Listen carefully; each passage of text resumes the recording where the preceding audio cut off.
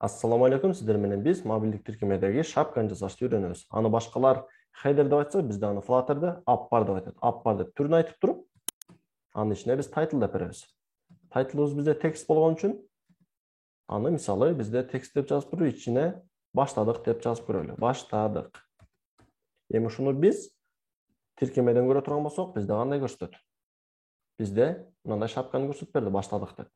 Эми ушул шапкабыздын түсүн өзгөртө турган болсок, анда Flutter'да background color деген бар. Бул background color'дун colors деп түрүн берип туруп, бизде мисалы кызыл болсун же көк болсун деп мынтип жазсак, бизде көк түскө айланып берет.